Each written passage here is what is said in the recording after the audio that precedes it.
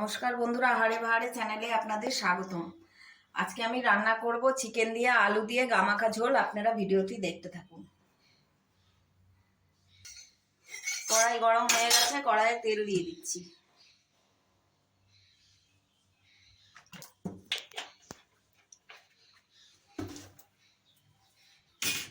তেল গরম হয়ে গেছে, তেলে একটু লবণ দিয়ে দিলাম, একটু হলুদ দিয়ে দিলাম। এবার আলুগুলোকে ভেজে নেব লাল করে। আলুগুলো দিয়ে দিলাম।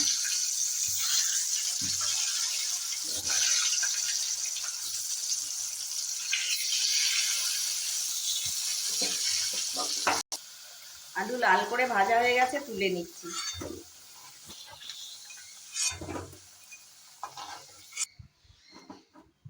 ওই তেলে আমি একটা তেজপাতা, একটু জিরে আর গরম মশলা থেতো করে রেখেছিলাম, লবঙ্গ, এলাচ, দারুচিনি দিয়ে দিলাম।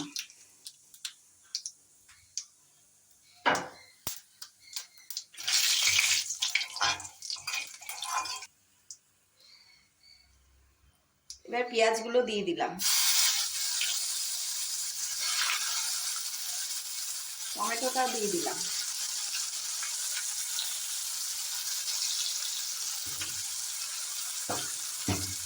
পেঁয়াজটা একটু লাল লাল করে ভেজে দিব।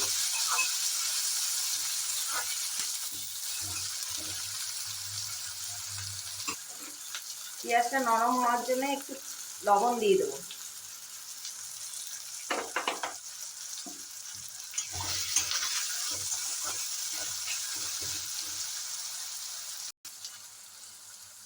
পেঁয়াজগুলো ভাজা হয়ে গিয়েছে, খুব লাল করে আমি ভাজলাম না।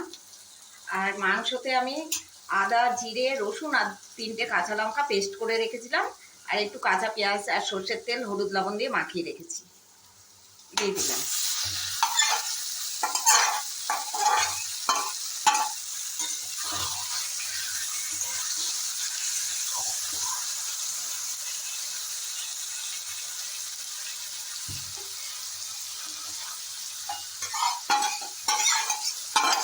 ভালো করে মাংস কষাতে হবে। একটু লঙ্কার গুঁড়ো দিয়ে দিলাম,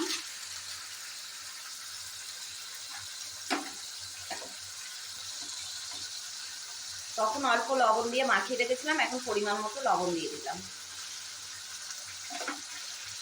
খুব ভালো করে কষবো।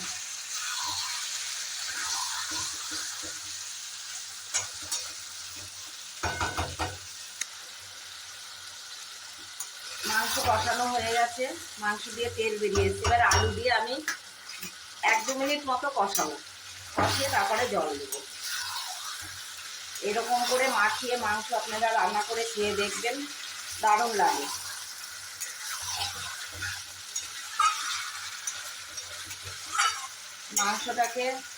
মাংসটাকে আমি লেবু দিয়ে 10 মিনিট মতো মাখিয়ে রাখি, তারপরে ধুয়ে নিই।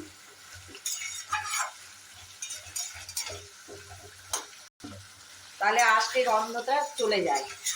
লেবু দিয়ে মাখিয়ে নিয়ে কিছুক্ষণ রেখে ধুলেই আস্তে গন্ধ চলে যায়।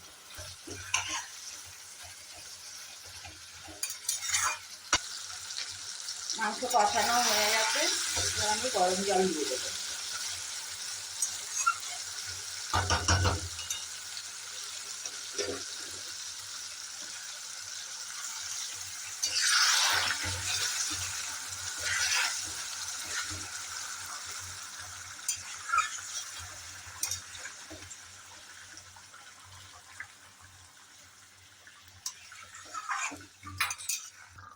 রান্না হয়ে গেছে, এবার আমি গ্যাসটা অফ করে দিলাম।